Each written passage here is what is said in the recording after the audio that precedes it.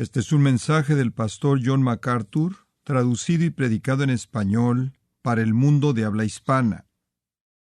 Ahora, en esta noche nos encontramos estudiando de nuevo este maravilloso capítulo 13 y lo hemos titulado La conducta del creyente o ética cristiana. ¿Qué demanda Dios de los cristianos? Y conforme comenzamos, me gustaría introducir nuestro estudio, el cual realmente es la tercera parte del estudio de la ética cristiana que comenzamos hace un par de semanas atrás, simplemente al reflexionar en una actitud en particular que pudo haber estado en la mente del escritor conforme él escribió este capítulo. He leído varios volúmenes que dicen que el capítulo 13 pudo haber sido escrito por alguien más y simplemente fue metido en el libro de Hebreos. Otros dicen que fue escrito más adelante como una especie de apéndice.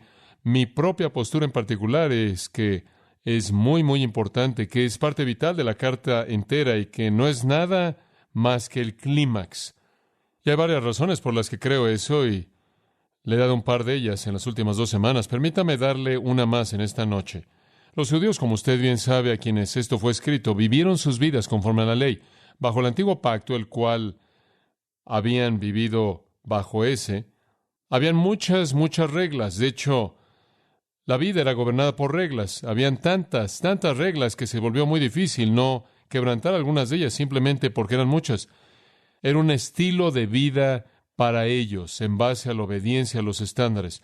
El Antiguo Testamento mismo está cargado de estándares, está cargado de patrones éticos, está cargado de principios de conducta que tienen que ver con todo tipo de situación y todo tipo de relación. Entonces los judíos estaban muy acostumbrados a vivir ese tipo de vida.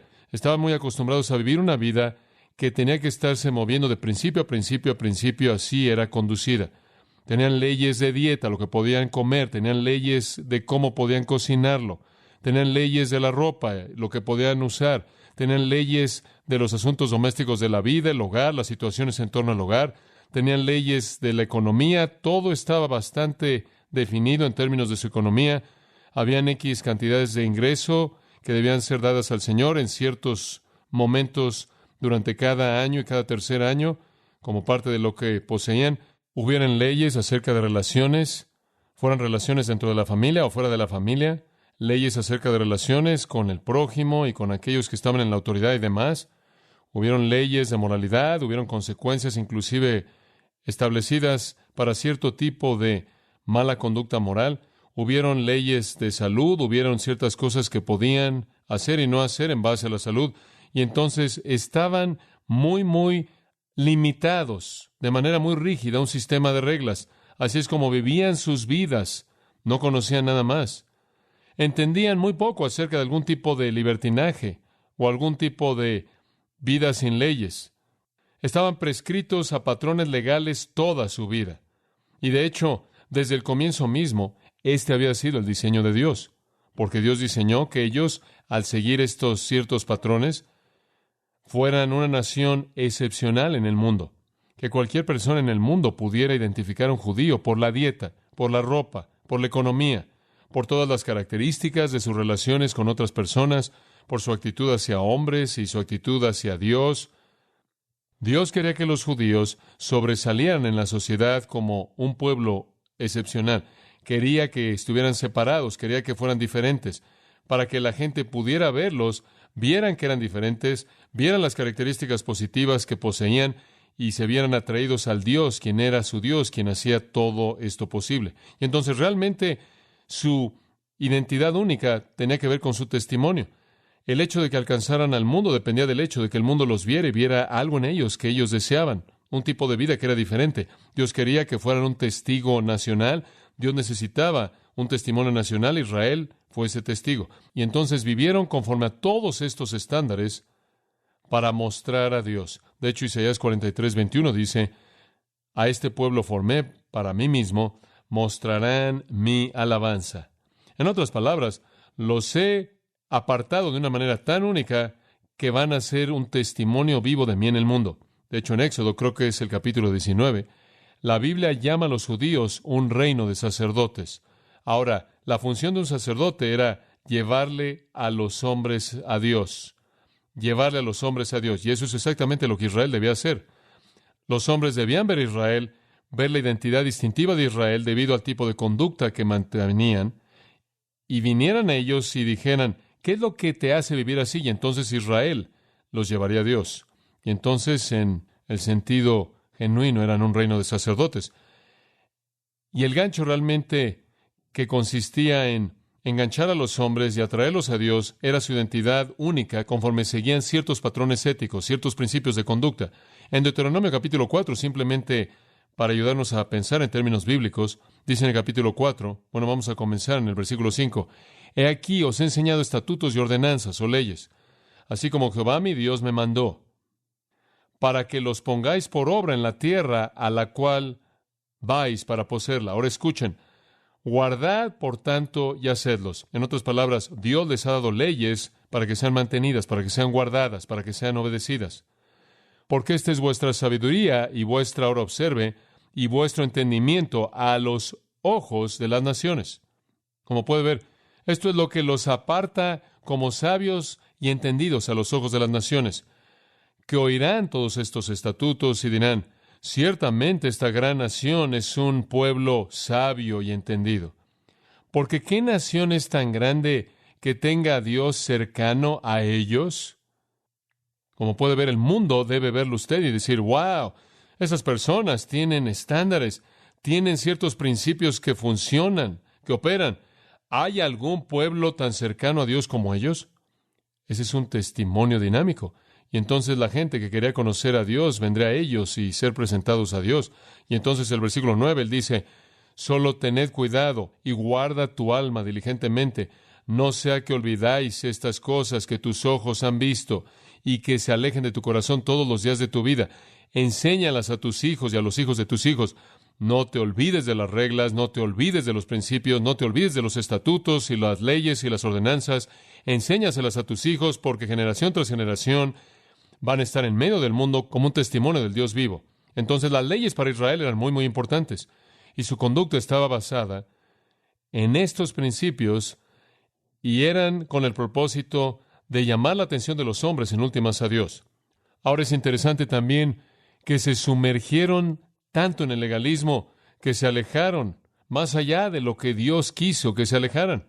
Dios les dio suficientes leyes para mantener las cosas y simplemente les encantaron las leyes y se excedieron y simplemente comenzaron a inventar leyes y terminaron con una serie entera de leyes que transmitieron oralmente. En otras palabras, simplemente las hablaban de generación a generación y esta serie de leyes orales fue conocida como el Mishnah.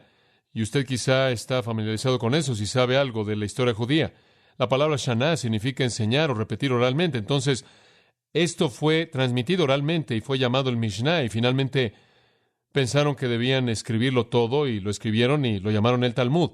Y el Talmud judío es la codificación de todas las leyes judías añadidas a las Escrituras. Y digo, es masivo.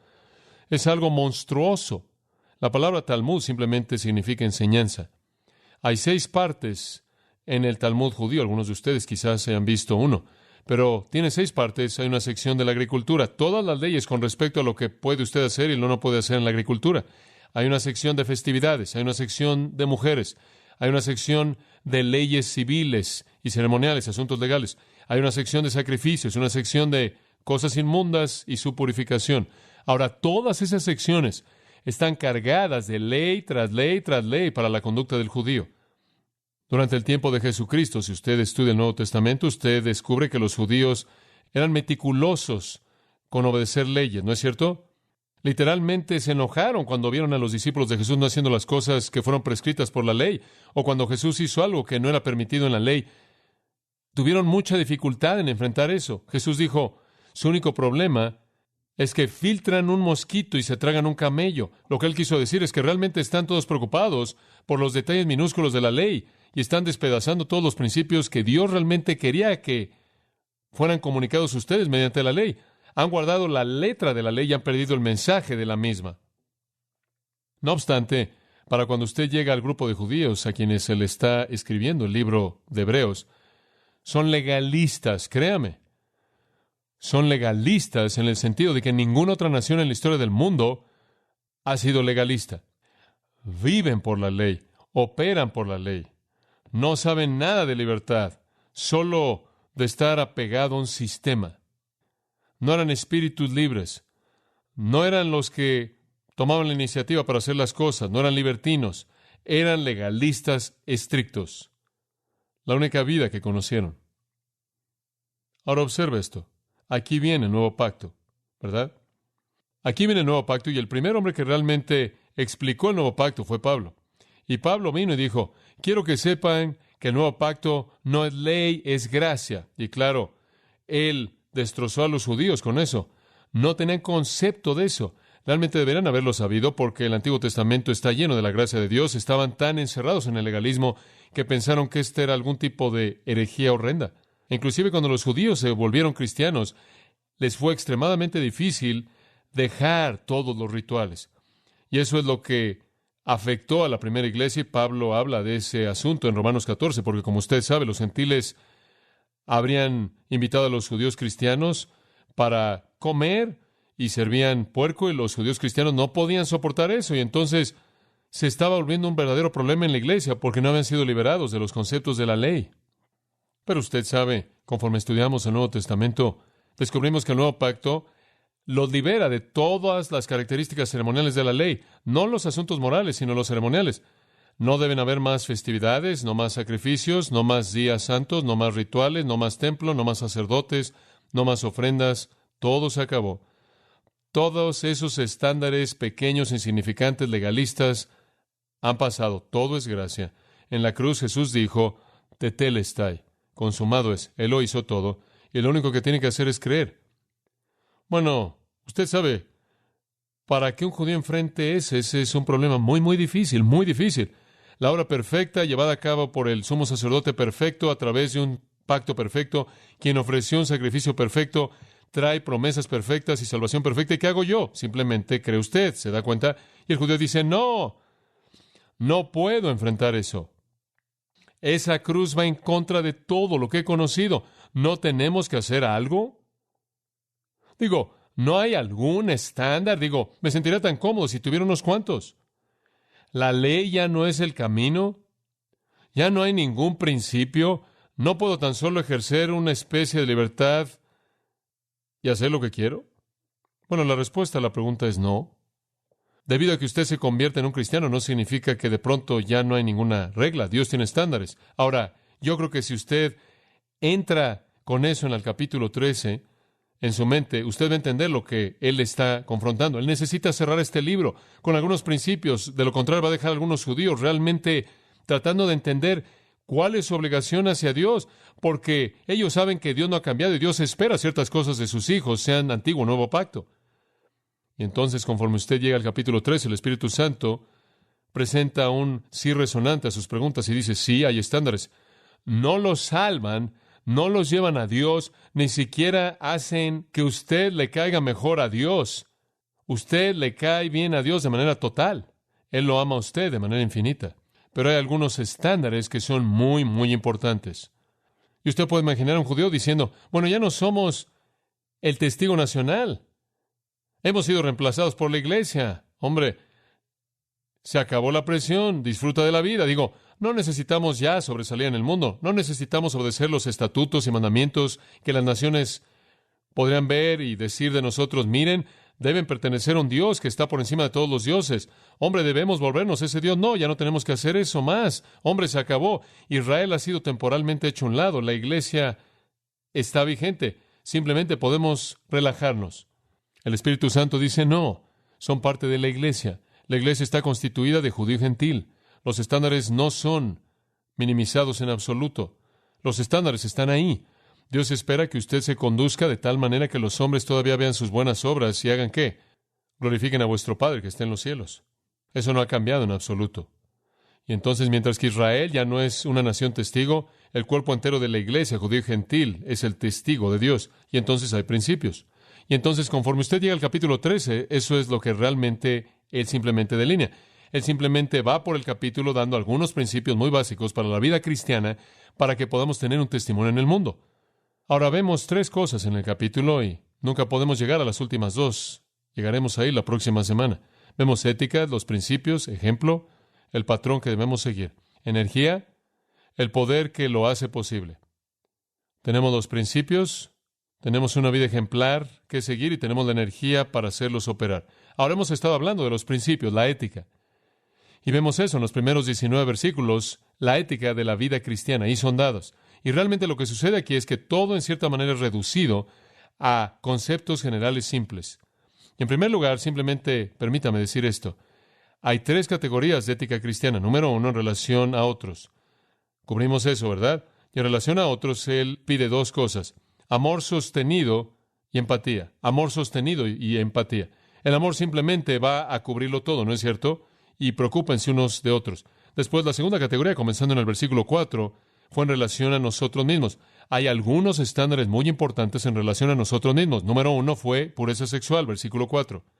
Honrosos en todos el matrimonio y el lecho sin mancilla, pero a los fornicarios y a los adúlteros los juzgará Dios.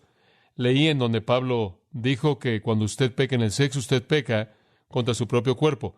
La segunda en relación a nosotros mismos es satisfacción. ¿Se acuerda eso de el último domingo por la noche, versículos 5 y 6? Aprendan a estar sin avaricia, aprendan a estar satisfechos con las cosas que tienen y sepan que el Señor va a ayudar y va a cuidar de sus necesidades. Entonces, en relación a nosotros mismos, debe haber pureza sexual y satisfacción. En tercer lugar, y vamos a retomarlo en este punto, en esta noche, debe haber perseverancia.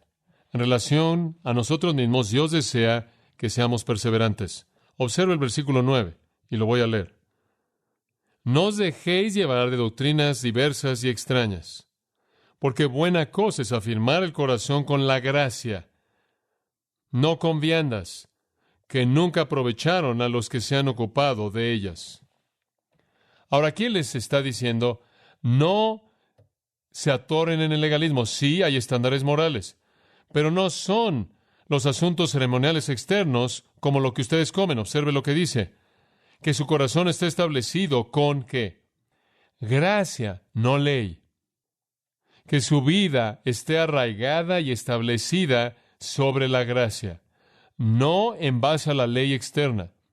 Cosas superficiales como leyes ceremoniales, y cierto tipo de alimento, y cierto tipo de ropa, y cierto tipo de días santos, y cierto esto, y cierto aquello, las cuales no les han aprovechado a aquellos que se han ocupado con ellas. Él dice, miren, de hecho, todos aquellos que están atorados aún en el judaísmo todavía están cumpliendo con todas las leyes y están perdidos, están perdidos. Ahora, regrese por un momento al versículo 7. Acordaos de los que tienen autoridad sobre vosotros, que os hablaron la palabra de Dios. Considerad cuál sea el resultado de su conducta e imitad su fe. Él dice esto, miren a aquellos que vinieron antes de ustedes y vean cómo permanecieron fieles.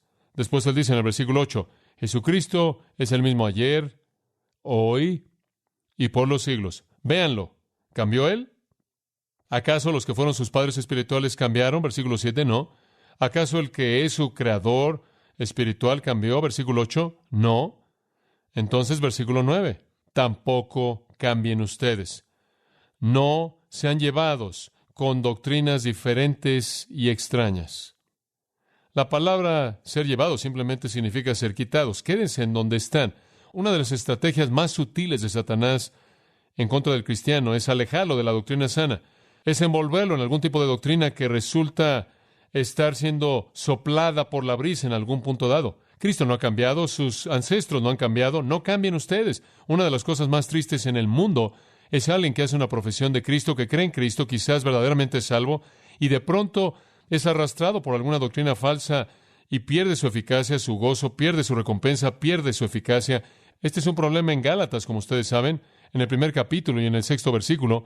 Me maravillo que tan pronto han sido alejados. Ahí está el mismo concepto. Ustedes, Gálatas, comenzaron también, pero se alejaron de aquel que los llamó a la gracia en Cristo, a otro evangelio. Comenzaron en la gracia y alguien los movió. Él dijo, realmente no es otro evangelio. Hay algunos que los quieren turbar y pervierten el evangelio de Jesucristo, y después alguien siempre dice, oh, pero son personas tan buenas, oh, pero es un hombre tan amable, oh, él, la evidencia de tanta sabiduría, y él es tan amable, y oh, él conoce la Biblia.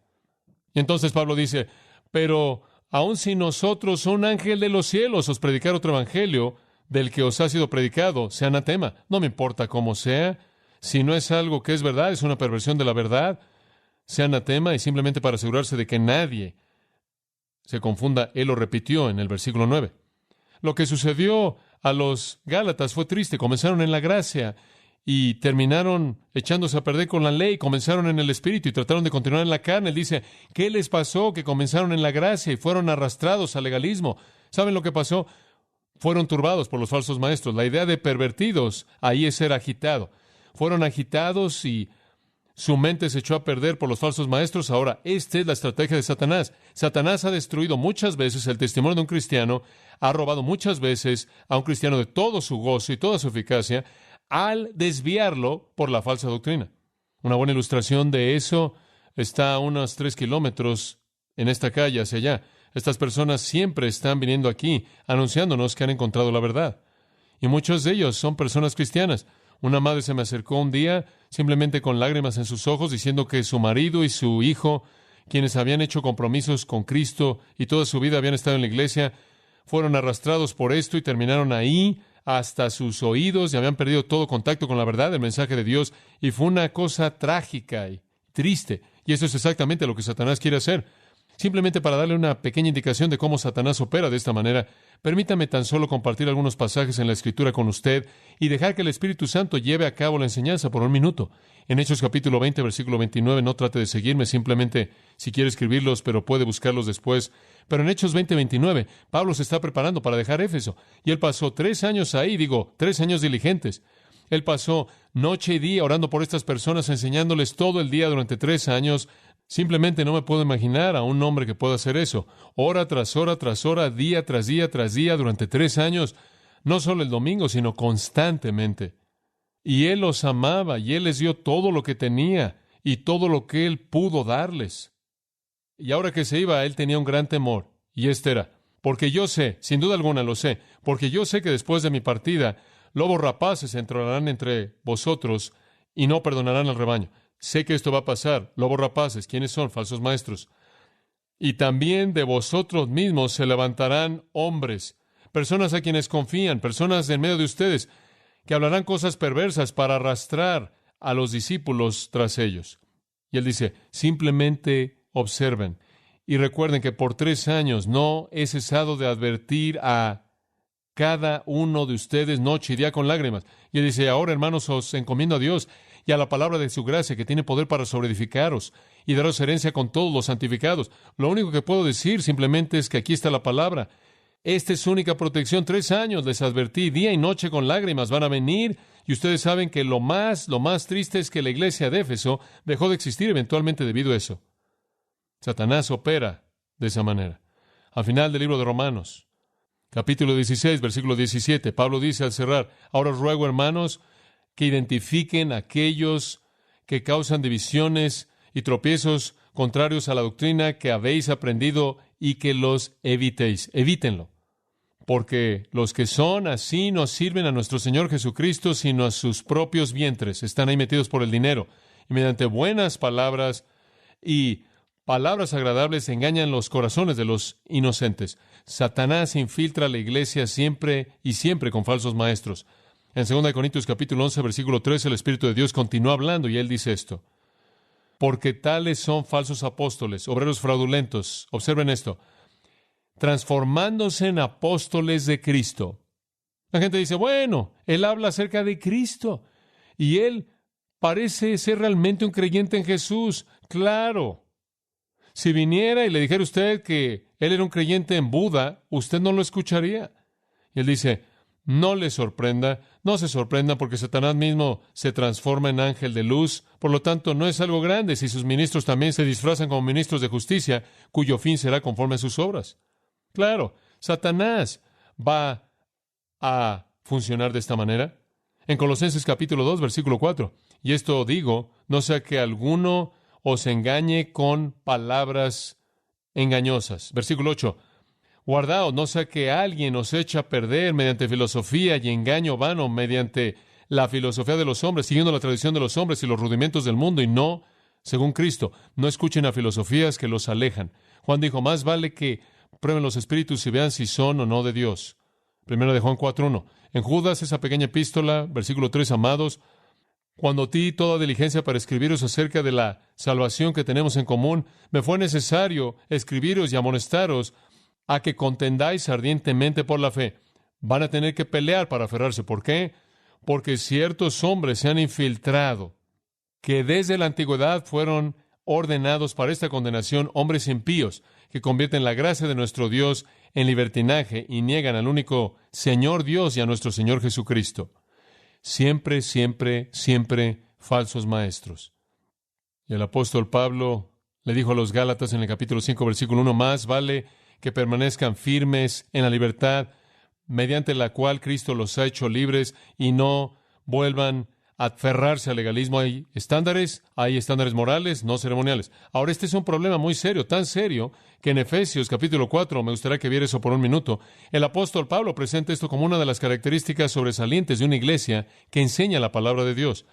Dios sabe que la batalla más grande que peleamos en la iglesia es la pureza de la iglesia doctrinalmente, porque a partir de ahí brota cualquier otro asunto. Si no tenemos doctrina pura, enfrentamos problemas terribles. Y entonces Él sabe que si necesitamos doctrina pura, a esto tenemos que dirigir nuestra atención. Entonces Él da a la iglesia en el versículo 11, apóstoles, profetas, evangelistas, pastores, maestros, a fin de perfeccionar a los santos para la obra del ministerio, para la edificación del cuerpo de Cristo, para producir la unidad. Después, versículo 14, ¿por qué? ¿Por qué todo esto?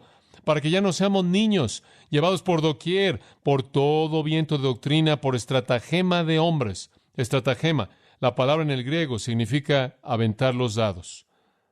Y cargados, mediante la estratagema de hombres que esperan para engañar. Él dice, edifiquen a la iglesia, hombres, edifiquen a la iglesia para que llegue a la estatura de la plenitud de Cristo, porque si no, van a ser arrojados de aquí para allá por la doctrina falsa. Y sabe una cosa, usted véalo cómo sucede. Simplemente vea a la iglesia en la actualidad, bajo el nombre de Jesucristo, y vea cómo la iglesia tiende a seguir toda nueva ola de lo que surge. Satanás siempre se va a esforzar por operar en el área de la doctrina falsa. Y la iglesia puede ser como niños pequeños. Usted sabe, como sus niños pequeños, como los de usted y los míos, están arrastrándose ahí en el suelo y no tienen idea de lo que entra a la boca, lo que debe entrar a la boca y lo que no debe entrar. Se lo meten todo ahí. ¿Por qué? No tienen capacidad de discernir. Ni siquiera saben lo que es bueno para ellos. Si usted le dijera a un niño que para cuando tuviera 3 años él podría decidir qué va a comer, él habría muerto ya para cuando llegara a los 5 años. Él habría muerto nada más de puros dulces. Los niños no tienen capacidad de discernir lo que es bueno. Y ese es exactamente el problema en la iglesia. La iglesia en la actualidad, debido a una falta de enseñanza doctrinal sólida, está poblada en términos masivos por bebés que se tragan lo que todo el mundo dice porque no tienen la madurez para discernir. Una de las cosas más tristes que veo en este punto con frecuencia en el ministerio es un hombre que le dice a su congregación lo que está bien, lo que está mal, sin darles jamás principios, y por eso tienen que seguirlo como si fueran bebés. No solo necesitamos enseñarle a la congregación qué evitar, sino que necesitamos enseñarles los principios que les van a permitir formar sus propias convicciones al respecto y tomar sus propias decisiones. Y entonces es muy importante que se nos enseñe doctrina. Aquí es donde entra Satanás. Permítame profundizar y repasar un pasaje que usted conoce, 1 de Juan 2. Usted no puede ser estable, usted no puede perseverar hasta que usted esté nutrido por la doctrina. Esto es lo que está diciendo. Ahora observen 1 de Juan 2:12. Os escribo, hijitos, y aquí está la palabra tecnia, y él no está hablando de bebés en Cristo, él está hablando de niños en el sentido general. Simplemente todos ustedes que son los descendientes de Dios, todo creyente, sean un bebé en Cristo muy maduro, todos son los hijos de Dios en el sentido tecnia. Él dice, os escribo a vosotros, tecnia, porque vuestros pecados son perdonados por causa de su nombre. Ahora él divide a los hijos de Dios en 3 categorías. Os he escrito a vosotros, padres, porque habéis conocido a aquel que es desde el principio. Usted sabe, usted puede identificar a un padre espiritual. Él tiene la profundidad de conocimiento, él conoce a Dios, él entiende algo de la eternidad y quién es Dios. Os escribo a vosotros, jóvenes, porque habéis vencido al maligno. Os escribo a vosotros, hijitos, porque saben cómo decir papá. Eso es todo. Ahora, aquí usted tiene 3 clasificaciones de crecimiento espiritual: bebés, jóvenes y padres. Comencemos con los niños. Ahora, la palabra niños aquí, os he escrito a vosotros, hijitos, no es tecnia, es paidía. Niños pequeños. Para distinguirlos del término general tecnia, refiriéndose a todos los cristianos, él los aísla específicamente como los pequeños. Y lo único que un pequeño realmente sabe Es el Padre. Es el apego, su deleite, su dependencia. Es confianza simple. Romanos 8:15. Abba Padre. Ese es un niño. Hay algunos cristianos que realmente no saben nada más que eso. Pero los jóvenes conocen más que eso. Versículo 13. Habéis vencido al maligno. Fabuloso. Versículo 14. Él dice, os escribo a los jóvenes a la mitad, porque sois fuertes y la palabra permanece en vosotros y habéis vencido al maligno. ¿Sabe una cosa? Solo hay una manera de vencer al maligno y es tener que la palabra morando en usted. ¿Y cómo es que el maligno opera? Él aparece como un ángel de ¿qué? Luz, le dije antes, lo repito. Satanás opera en el área de doctrina falsa. 99 de 100 veces, ahí es en donde él está ocupado. Satanás no creo está ocupado en el bar local. No creo que Satanás está funcionando en todo tipo de cosas así. Creo que la carne, los deseos de la carne, todo eso se encarga de sí misma. Satanás opera en el área de la religión. Él es un ángel de luz. Él se enmascara en la religión. Él es un falso profeta. Y entonces, como puede ver, no es sino hasta que usted crece en la palabra, hasta llegar a la estatura de un joven, que usted literalmente lo vence. ¿Sabe usted quién es vulnerable a la falsa doctrina? Los bebés, ¿verdad? Él dice, jóvenes, la palabra permanece en ustedes y ustedes lo vencen. En otras palabras, si he crecido al nivel de un joven espiritualmente, la doctrina falsa no es mi problema. La Biblia dice que cuando usted es salvo, usted vence al mundo. Cuando usted llega a ser un joven, usted vence al diablo. Hay una cosa que usted nunca vence. ¿Qué queda? La carne. Esperamos la glorificación de nuestros cuerpos para vencer la carne. Pero cuando usted llega a cierto punto en su madurez en la palabra de Dios, la doctrina falsa ya no es un problema. Pero mientras que usted sea un bebé, lo es. Ahora, con eso en mente, leyendo de nuevo de nuestro pasaje en Hebreos, veamos lo que él está diciendo. No seáis llevados con doctrinas varias y extrañas, porque es bueno que el corazón sea establecido con gracia, no con viandas, las cuales no aprovechan a aquellos que se ocupan en ellas. ¿Qué es lo que él ha estado diciendo? No sean bebés, no sean arrastrados a la falsa doctrina. Ahora, si usted va a evitar eso, ¿qué tiene que hacer? ¿Ser nutrido en qué? En la sana doctrina. Y de nuevo, usted regresa al mismo principio que hemos repetido tantas veces, que la palabra de Dios es la clave. Ahora usted observa que él dice aquí, usted sabe, la vida cristiana no gira en torno a la ley ceremonial, no alimentos, no carnes o alimentos, y los judíos estaban tan acostumbrados a las leyes alimenticias y rituales alimenticios que era difícil para ellos dejar eso. Hay un versículo interesante, es 1 Corintios 8:8, escuche lo que dice. Pero el alimento no nos hará más aceptos a Dios. Bastante simple. A Dios no le importa lo que usted coma. El alimento no nos hace más aceptos a Dios. No somos peores si no comemos, ni mejores si comemos. En otras palabras, a Dios no le importa su dieta religiosa. Eso es exactamente lo que él dice en el versículo 9. Que su corazón se establezca con gracia, no con ceremonia. En 1 Timoteo, de hecho, y este es un versículo interesante, hay muchas ramificaciones, permítame leerlo tan solo brevemente. 1 Timoteo 4:3, algunos falsos profetas van a venir prohibiendo casarse. Usted observa a cualquiera que propaga el celibato. Normalmente, eventualmente, su movimiento va a dejar de existir. Pero fuera de eso, eso es anti-escritural y mandando que os abstengáis de alimentos. Algunas personas van a venir y van a decir, no deben comer eso, no deben comer esto, no deben y demás, y la Biblia simplemente dice, Dios ha creado todas las cosas para ser recibidas con gratitud por aquellos que creen y conocen la verdad, porque todo lo que Dios creó es bueno y nada es de desecharse si se recibe con gratitud, porque por la palabra de Dios y la oración es santificado. Esa es la razón por la que usted ora antes de comer. Entonces, no estamos hablando de leyes alimenticias. ¿Se acuerda usted de la visión de Pedro en Hechos 10? Él vio a todos los animales ahí en la sábana y él oyó la palabra, levántate, Pedro, mata y come. No llames nada inmundo que Dios ha santificado. En Romanos 14, Pablo dice, el reino de Dios no es comida, bebida, sino justicia y gozo en el Espíritu Santo. Entonces, no escucha a los judaizantes, no escucha a los gnósticos, no escucha a los católicos, no escucha a los adventistas del séptimo día, que promueven el error de que ciertos alimentos agradan a Dios y otros no. No es así. El cristianismo ha hecho que toda la observancia externa sea inválida y Dios se preocupa por la gracia en su corazón. Entonces, usted se debe a sí mismo a la pureza sexual, tan básico, tan importante, y usted le debe satisfacción a estar satisfecho con lo que tiene, y usted se debe a sí mismo a esta característica tan importante, perseverancia. Y esto significa que debe buscar el estudio de la Escritura de la manera diligente. En 1 Corintios 15, me encanta esto y simplemente se lo leo. ¿Se acuerda de este versículo? Por tanto, mis amados hermanos, sed perseverantes, inamovibles, siempre abundando en la obra del Señor, sabiendo que vuestra obra en el Señor no es en vano. 2 palabras, perseverando e inamovibles. Creo que a todo mundo le gusta alguien con convicciones, pero en la vida cristiana es absolutamente esencial para la vida de un creyente. En Colosenses 1:23, Pablo dice, si continúan en la fe, arraigados y establecidos, y no se alejen de la esperanza del Evangelio que habéis oído. No deje que nadie lo arrastre a un sistema falso. Pedro le escribió a los judíos que estaban bajo la presión de maestros falsos, y él dijo, antes bien creced en la gracia y el conocimiento del Señor Jesucristo. Y después él dice al final de su pequeña epístola, palabras tan importantes, él dice, sabiendo que sabéis estas cosas, mirad que no seáis arrastrados por el error de los impíos y que no caigan, no de salvación, sino que de vuestra perseverancia, vuestra estabilidad. Usted realmente no es útil para Dios a menos de que usted sea doctrinalmente sólido. Usted le debe eso a usted mismo y a Dios.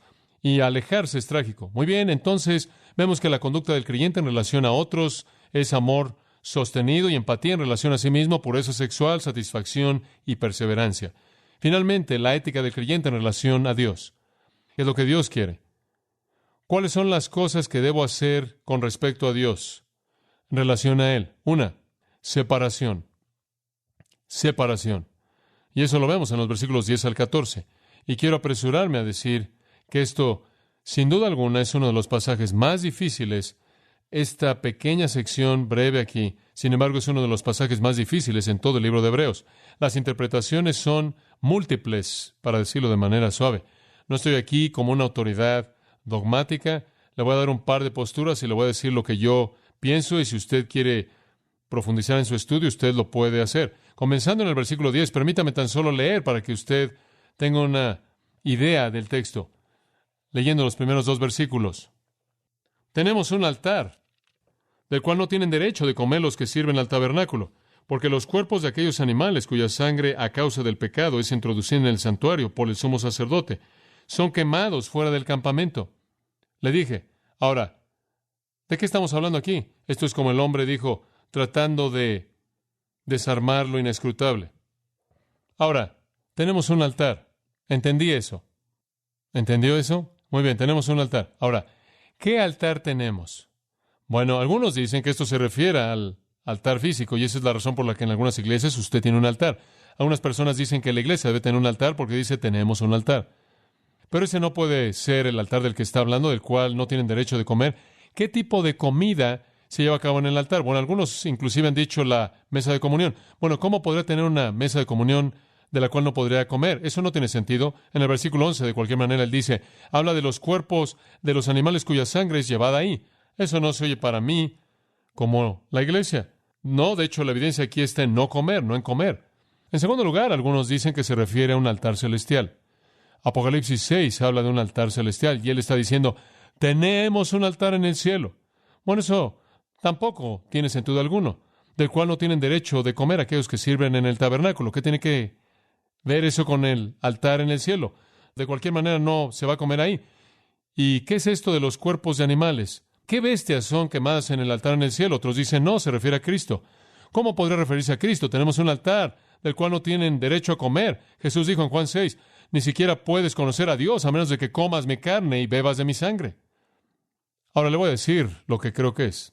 Y creo que el peso de toda la evidencia está en este punto de vista en particular, pero creo que él está hablando de la idea de separación aquí. La obligación de un cristiano hacia Dios consiste en estar separado del mundo a Dios, ¿verdad? Creo que en eso se está concentrando. Ahora observe esto. Tenemos un altar. Él no está hablando de cristianos necesariamente, él está hablando de judíos. Creo que esa es la clave. Una vez que usted establece eso, lo demás fluye. Nosotros, judíos, tenemos un altar. ¿Se acuerdan de ese altar que tenemos? Aquí el altar incluye el sacrificio y el ritual. Tenemos un altar. ¿Se acuerdan de eso? Del cual no tienen derecho de comer aquellos que sirvan al tabernáculo. ¿Quiénes eran los hombres que servían al tabernáculo? Los sacerdotes. ¿Había cierto sacrificio en cierto altar del que no podían comer? Sí, lo había. Era la ofrenda por el pecado. En el día de la expiación, cuando la ofrenda por el pecado se presentaba, no podían comerla. El resto de las ocasiones, cuando hacían ofrendas, los sacerdotes comían lo que quedaba.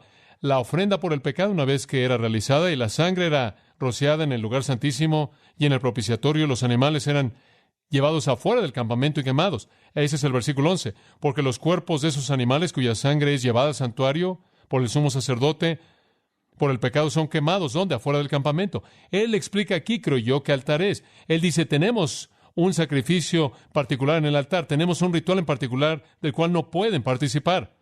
De hecho, los restos del sacrificio son llevados afuera del campamento y quemados. Esto, ¿sabe lo que es esto? Es una analogía. Lo único que está haciendo es darles una analogía para enseñarles un principio. Aquí está el principio. Necesitan separarse del sistema.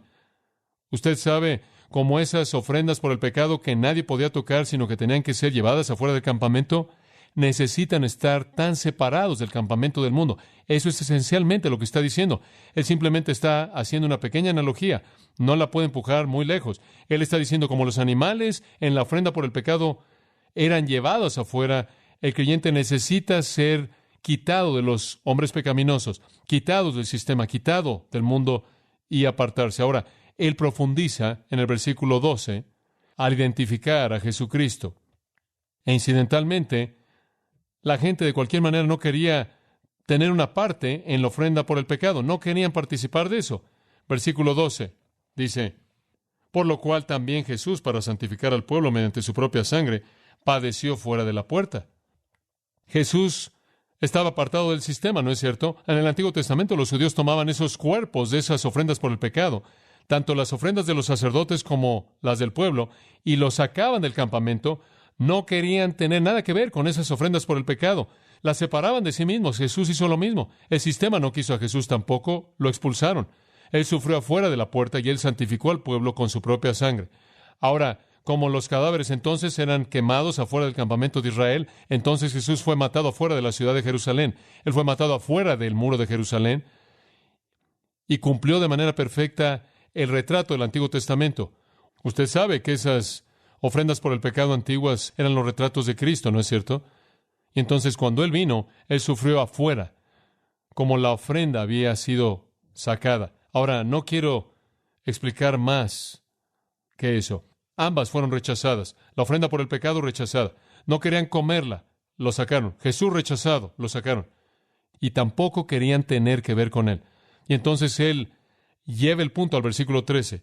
Salgamos, por tanto, afuera del campamento llevando su menosprecio, porque no tenemos una ciudad continua, sino que buscamos una venidera. Separémonos también del sistema.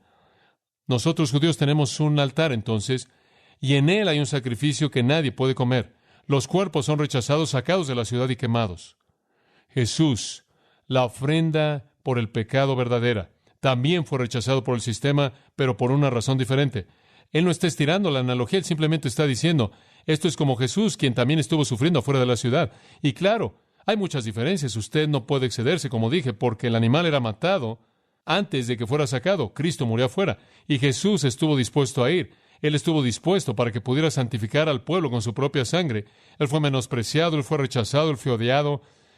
Él fue rechazado, él fue traicionado, arrestado, objeto de burla, golpeado, matado como un criminal común, y él aceptó cada parte de esto para derramar su sangre a favor de los hombres.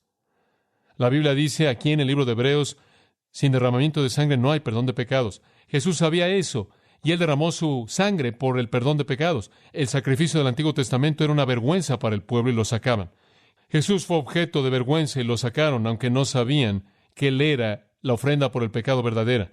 No pensaron en eso. Y el punto práctico es este. Usted y yo debemos estar dispuestos a salir del sistema y a llevar el menosprecio y la vergüenza que tanto la ofrenda por el pecado y Cristo mismo llevaron al ser rechazados por los hombres. Moisés lo hizo, capítulo 11, versículo 26, estimando el vituperio de Cristo como riquezas mayores que los tesoros en Egipto. Moisés consideró el estigma que reposa en el ungido de Dios como una riqueza mayor que los tesoros en Egipto.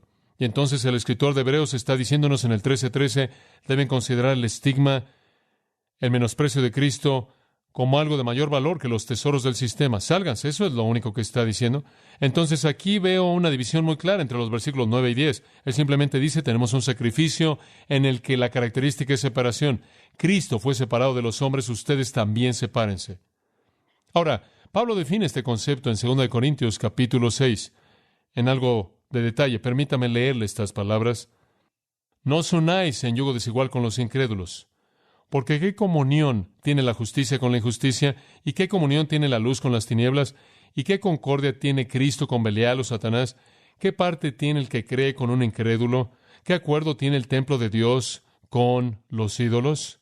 Pablo dice, no tengan nada que ver con el sistema. Ustedes son diferentes.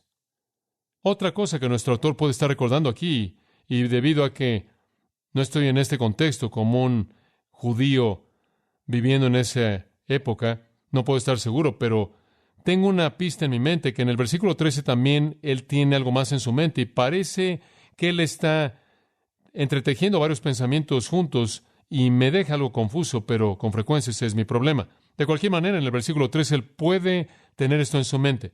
Usted se acuerda que en un punto, en la época en la que Israel estuvo dando vueltas en el desierto, Dios fue rechazado por Israel. Y Dios, ¿se acuerda usted?, se movió afuera del campamento y manifestó su presencia afuera del campamento.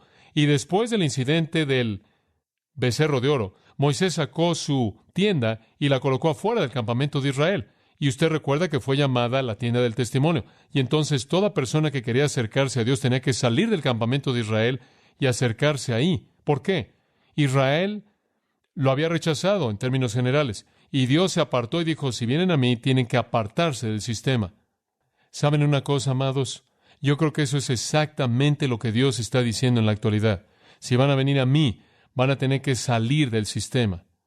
Van a tener que apartarse de ellos y no tocar lo inmundo y apartarse para mí. O sea que la analogía del sacrificio en el Antiguo Testamento afuera de la puerta, la analogía de Cristo sufriendo afuera de la puerta, o sea, la idea de la tienda del testimonio afuera de la puerta, el mensaje es el mismo, separación. La gente me dice, MacArthur, ¿crees en la separación bíblica? Claro. Y la separación bíblica es esta. No tengas nada que ver con el sistema. Ahora, necesita usted aclarar eso en cierta manera, pero permítame darle una afirmación simple. No améis al mundo, 1 Juan 2:15, ni las cosas que están en el mundo. No amen el sistema. Ahora, ¿qué era el sistema para ellos? ¿Qué era? Judaísmo. ¿Qué es lo que él está diciendo entonces al lector judío aquí? Sepárense del judaísmo, salgan del sistema de ley, legalismo, ceremonialismo, salgan del campamento a Cristo quien está allá afuera. O seguro va a tener usted que sufrir. Jesús dijo, en el mundo tendréis aflicción, pero tened ánimo, yo he vencido al mundo. Más adelante o antes, en el capítulo 15, él dijo, no les sorprendan si los matan, me lo hicieron a mí, ¿están dispuestos a llevar mi vituperio? Dice usted, bueno, ¿acaso esto significa que nos vamos a vivir en un monasterio, usted sabe, y nos volvemos algo raros? ¿Y esto significa que dejamos de comprar ahí en el supermercado que vende licor y no vamos a McDonald's y el que toma la orden no es cristiano? ¿Acaso esto significa que no nos involucramos en nada en donde hay gente no salva? Claro que no. Jesús dijo, Padre, en Juan 17:15, no oro que los saques del mundo, simplemente guárdalos del que está a cargo del sistema. Ahora, si quiero ir de aquí a Filadelfia, no voy por todos lados tratando de encontrar a un piloto cristiano. Simplemente me subo al avión. Ahora, eso no significa que participo en todo lo que pasa ahí. No tengo que aceptar la champaña gratuita. Me acuerdo en una ocasión en Portland, en donde tuvimos un problema de motores y estuvimos ahí. Siempre me da gusto cuando aterrizan y dicen que tenemos problemas, nada más no quiero oírlo cuando estamos en el aire. Entonces dicen van a ser unas cuantas horas y había una convección de los leones en el avión y el hombre que estaba a mi lado, en cierta manera era un hombre que estaba contento cuando se subió y después de un rato vino la sobrecargo y dijo, vamos a estar aquí por un tiempo indeterminado, no sabemos cuánto va a ser, ninguno de los pasajeros va a poder dejar el avión porque podrá ser arreglado momentáneamente, entonces mientras tanto estaremos sirviendo bebidas gratis. Pasaron 4 horas, el hombre a mi lado estaba tan borracho que difícilmente podía mantener su cabeza en alto y empezamos a hablar y era algo trágico Y bueno, usted sabe, fue otra ilustración para mí. Estaba en ese avión y ese avión en un sentido real es parte del mundo. Sin embargo, yo no estuve involucrado en absoluto en el sistema, no tenía nada que ver. De hecho, finalmente el hombre me dijo, él dijo, has estado sentado aquí y no has tocado una gota. Usted sabe. Él dijo, ¿a qué te dedicas? Y yo dije, bueno, yo soy un predicador. Nunca olvidaré su reacción. Él saltó del asiento y comenzó a gritar por todo el avión. No van a creer lo que tenemos aquí. Entonces, en cierta manera, usted sabe, unos 10 hombres se acercaron a mi asiento durante los últimos 20 minutos y simplemente me inundaron de preguntas. Una situación interesante. Lo que pasó es que antes de que llegáramos a Los Ángeles, este hombre había compartido una historia de que estaba destrozado, que simplemente despedazaría su corazón si lo oyera. Pero lo que pasó, usted sabe, es que podía estar ahí, no tener nada que ver con el sistema. Una cosa es estar ahí y otra cosa es amar lo que el mundo ama. Y le voy a decir algo más. No es solo lo que usted hace, es una actitud. Usted es tanto una parte del sistema si usted no lo hace, pero desearía hacerlo. ¿Sabe una cosa? Algunos cristianos, como lo he dicho antes, no hacen cosas malas, nada más que anhelarían hacerlas. Eso es estar enamorado del sistema y como cristiano Dios dice que debamos separarnos. Salga del sistema, apártese para Dios. Es una actitud. Jesús dijo, si alguno quiere venir en pos de mí, niéguese a sí mismo, tome su cruz y sígame. ¿Qué significa eso? Eso significa lleve el vituperio de Cristo. Vaya donde Jesús está, fuera del sistema. Y cuando usted se encuentre con el sistema es para confrontarlo, no para tener comunión. Gran diferencia. Y las únicas personas que realmente se identifican con Jesucristo son los que realmente están dispuestos a pagar el costo y salirse. ¿Qué dicen? 2 Timoteo 3:12, los que quieran vivir piadosamente en Cristo Jesús padecerán persecución. Los que vivan piadosamente, muchos cristianos no viven piadosamente, no son perseguidos, nunca se apartan del sistema. El apóstol Pablo sabía lo que era apartarse del sistema, él no tuvo nada que ver con él. Sin embargo, él siguió llevando a gente a Jesús. Él iba al pecador, pero nunca lo acompañó en su pecado. Filipenses capítulo 2, versículo 17, él dice, si soy ofrecido en el sacrificio y servicio de vuestra fe, me gozo y regocijo. Capítulo 3, versículo 10, a fin de conocer la participación de sus padecimientos. Él dice, estoy dispuesto a salir hasta donde tenga que salir y ser un sacrificio y conocer los padecimientos de Cristo en mi propia vida, simplemente para separarme del sistema, porque si vivo ese tipo de vida, me van a ver y van a venir a Cristo. Tan importante. En 1 Corintios capítulo 4, versículo 10, somos necios por causa de Cristo. Y aquí, simplemente lleno de sarcasmo, Pablo dice, somos necios por causa de Cristo, pero ustedes son sabios en Cristo. Somos débiles, pero ustedes son fuertes. Son honorables, somos menospreciados. ¿Sabe usted lo que le pasa a un cristiano que simplemente quiere mantener la paz con todo el mundo? Se está engañando. Se está robando de gozo y fruto. Versículo 11. Inclusive en este momento él dice, tenemos hambre y sed y estamos desnudos y somos golpeados y no tenemos dónde vivir, ni siquiera sabemos dónde vamos a dormir y trabajamos con nuestras manos y somos menospreciados pero bendecimos y somos perseguidos pero lo soportamos, somos difamados y rogamos, somos como la escoria del mundo, la inmundicia de todas las cosas hasta este día. Pablo no se llevaba muy bien con el sistema.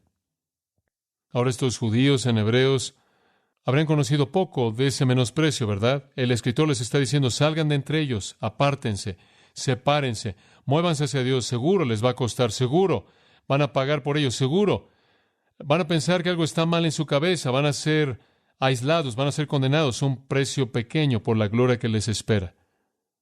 Y yo digo que si un hombre no está dispuesto a separarse del mundo para Dios, Jesús dijo que él no es digno de ser su discípulo. Todos estos hombres vinieron y Jesús dijo, vengan, sean mis discípulos. Y un hombre dice, tengo que ir a sepultar a mi padre. Su padre ni siquiera estaba muerto. Lo que él quiso decir es que necesito recibir la herencia y después voy. Y entonces así fue con los que querían ser discípulos. Si usted no está dispuesto a dejar a padre, madre, todo en el mundo para salir, usted no es digno de ser su discípulo. Escuche, por cierto, permítame hacer un comentario al margen al decir esto. Aferrarse al sistema es algo torpe de cualquier manera, porque va a terminar en humo. Y es necio. Todo lo que hay en el mundo pasa. 1 Juan 2. Pasa. No va a quedar nada. Usted no debe tener nada que ver con el sistema, porque dice en 1 Juan 5:19, el sistema entero yace bajo el poder del maligno. ¿Usted quiere tener algo que ver con eso? Usted no debe tener nada que ver con el sistema, debido a lo que Pedro dice. Usted tiene una herencia incorruptible, incontaminada, inmarcesible, reservada en los cielos para vosotros. ¿Qué quiere usted con la basura del mundo? No hay nada que este mundo tiene que ofrecerle a usted que valga la pena tomar. Otro versículo que viene a mi mente está en 1 Corintios 11, creo que es el 32. Cuando somos juzgados, somos disciplinados por el Señor para que no seamos condenados con el mundo. Usted no debe querer al mundo porque va a ser condenado. Usted debe apartarse para Cristo. Pablo nos da principio tras principio con respecto a esto, y también lo hace el Espíritu Santo a través de otros escritores, así como aquí. Veamos una segunda cosa. Nuestra relación con Dios no es solo esta idea de separación, sino la idea de sacrificio. Y hablamos de esto esta mañana. Es hermoso ver cómo el Espíritu Santo liga estas dos. Versículo 15, sacrificio. ¿Sabe usted cuán importante esto era para un judío? Un judío viene al nuevo pacto. Él quiere saber que hay algunas reglas que permanecen. ¿Y sabe usted lo que él quería saber? ¿Hay algún sacrificio que queda? ¿Hay algo que debe ser sacrificado? ¿Acaso todo ese concepto se acabó? Y él recibe esta información maravillosa. Hay dos sacrificios que Dios quiere. El primero es palabra, el segundo es obra. El primero, la palabra está en el versículo 15. Mediante él, ¿quién es ese? Jesucristo. Por tanto, ofrezcamos el sacrificio de alabanza a Dios continuamente. Esto es el fruto de labios que confieso o da gracias a su nombre. ¿Sabe usted qué tipo de sacrificio Dios quiere? Él no quiere animales. Él no quiere cebada. Él quiere la alabanza de nuestros labios. Observe usted la frase mediante él o por él. Solo hay un camino a Dios, ¿verdad? Jesucristo. ¿Puede usted ofrecer un sacrificio aceptable a Dios aparte de Jesucristo? Solo por él. Esa es la única manera, por él. No podemos entrar a su presencia de cualquier otra manera.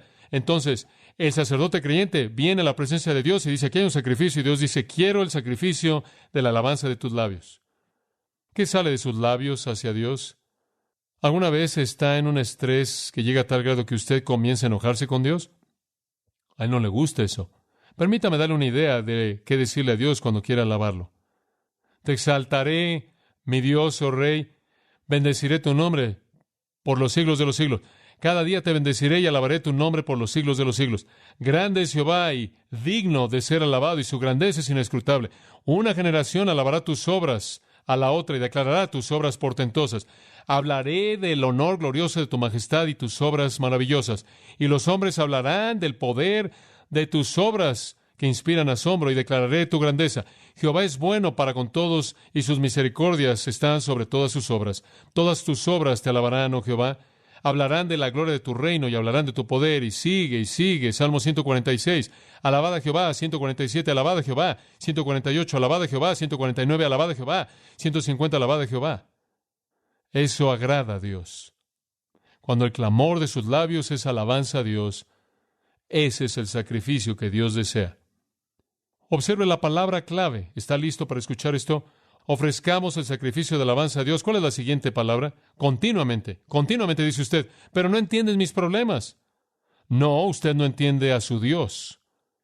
1 Tesalonicenses 5:18. Dad gracias en todo, porque esta es la voluntad de Dios en Cristo Jesús para con vosotros. Dé gracias en todo. Alabe a Dios en todas las cosas. Le agrada. La segunda cosa que le agrada, versículo 16, no solo palabra, sino que más vale que lo respalde con obra. Pero el hacer bien y el compartir, no os olvidéis, porque con tales sacrificios se agrada a Dios. Ahora, mientras que usted está con todo lo verbal hacia Dios, asegúrese de que esté haciendo algo por ello. Dios dice, otro sacrificio que realmente acepto es bondad y compartir. El labio comienza, y añadido eso es la vida. Por ejemplo, Santiago 1:27, un versículo que nunca deja de simplificar todo el concepto de religión. La religión pura y sin mácula delante de Dios el Padre es esta. ¿Puede creer usted eso? ¿Puede usted creer que en un versículo puede contener una definición de religión? ¿Está listo para esto? Visitar a los huérfanos y a las viudas y mantenerse sin mancha del sistema. ¿Quiere usted saber lo que es la religión? Ahí está. ¿Quiere usted vivir una vida piadosa? Vaya y encuentre algunos huérfanos y viudas, visítelos y manténganse sin mancha del sistema. Hagan bien el uno al otro, compartan, ministre a las necesidades de otros. Esto es lo que le agrada a Dios. Este es su sacrificio espiritual del que hablamos esta mañana, ofrecido a Dios. ¿Se acuerda cómo hablamos de eso? Todo lo que usted hace en su vida cristiana es un sacrificio para Dios. ¿Qué le está dando usted a Él? ¿Le está usted dando a Él lo que está manco, cojo o le está dando lo mejor? Hombre, Israel fue un desastre en esta área. En Isaías 58, quiero tan solo compartir un par de conceptos. En Isaías 58, y después quizás voy a ver Zacarías 7 también, pero Isaías 58, versículo 2. Se oye también, ¿está listo? Clamad en voz alta, versículo 2. Sin embargo, me buscan diariamente y se deleitan en conocer mis caminos como nación que hiciera justicia y no hubieran dejado la ordenanza de Dios. Me piden las ordenanzas de justicia, se deleitan en acercarse a Dios. Dice, todo esto es tan bueno, me buscan, les encanta mi justicia, simplemente maravilloso. Versículo 6. ¿No es este el ayuno que he escogido? Soltar las ligas de la impiedad, deshacer las cargas pesadas y dejar que los oprimidos sean libres. ¿No es compartir de tu pan con el hambriento y que traigas a los pobres que están fuera de tu casa? Cuando buscas al desnudo, debes cubrirlo y no te escondas de tu propia carne. Él dice, oye, tu religión se ve bien en la superficie, pero no es lo que estoy pidiendo. ¿No te dije que vistas a la gente que está desnuda y le des de comer al hambriento? Eso es lo que busco, eso es lo que Dios quiere. Hijitos míos, dijo Juan, no améis en palabras solamente, sino que en obra y en verdad. Dios tiene algunos principios, amados, son simples y son obligatorios. Dios dice, quiero que se separen, quiero que ofrezcan sacrificios espirituales que me son agradables, gratitud con su boca, actos de bondad y compartir con su vida. Tengamos una palabra de oración. Padre, te damos gracias porque has reducido la vida cristiana a conceptos comunes y simples que son compartidos con nosotros en este capítulo. Te damos gracias, Señor, porque los judíos necesitaban sentir la ausencia del antiguo sistema levítico, y esto no significaba que no habían ya más sacrificios, de hecho hay algunos. No solo cosas superficiales como animales, sino esas cosas profundas como alabarte a ti y hacer bien a otros. Padre, para que te podamos adorar en espíritu y en verdad. Señor, ayúdanos a ofrecerte sacrificios que son agradables a tus ojos. Oramos en el nombre de Cristo. Amén. Usted ha escuchado a John MacArthur, maestro bíblico de Gracia a Vosotros. Para más información y acceso gratuito a todos los mensajes de John, así como una lista de libros incluyendo la Biblia de estudio, visite la página web en gracia.org. Gracia a Vosotros y el pastor John MacArthur se reservan toda protección y derecho de autor bajo la ley que esté vigente.